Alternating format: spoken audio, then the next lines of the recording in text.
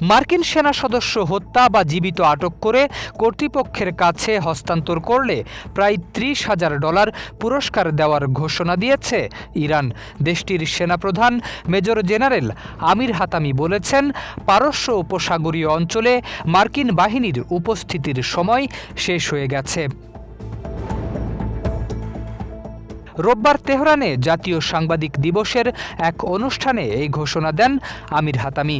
তিনি জানান, সাধারণ মানুষের দেওয়া অনুদানের অর্থে এই পুরস্কারের ব্যবস্থা করা হয়েছে।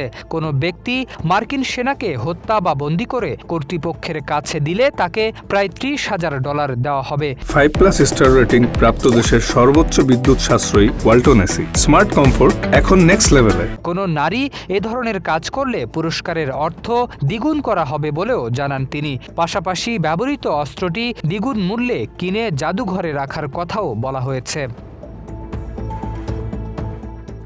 বক্তব্যে ইরানের সামরিক ও নিরাপত্তা কাঠামোয় বড় ধরনের পরিবর্তনের কথাও জানান দেশটির সেনাপ্রধান। তিনি বলেন, ইসলামী বিপ্লবের নেতা মোস্তফা খামেনির নির্দেশনায় এসব পরিবর্তন আনা হয়েছে।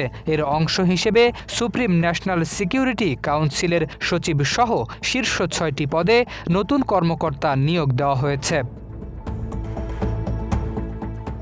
এদিকে ইরানি বাহিনী মার্কিন যুদ্ধজাহাজ USS আব্রাহাম লিঙ্কনে সফল হামলা চালিয়েছে বলেও দাবি করেন আমির হাতামি। তার দাবি, ওই হামলার পর মার্কিন যুদ্ধবিমান উড্ডয়ন কিছু সময়ের জন্য বন্ধ ছিল। পাশাপাশি পারস্য উপসাগর, ওমান সাগর ও হরমুজ প্রণালী দিয়ে মার্কিন বাহিনীর চলাচলের অনুমতি আর দেওয়া হবে না বলেও হুঁশিয়ারি দেন তিনি। তার ভাষ্য, মধ্যপ্রাচ্য থেকে মার্কিন সেনা প্রত্যাহারই পরিস্থিতি সমাধানের একমাত্র পথ। শরীফ উদ্দিন, ইত্তেফাক নিউজ।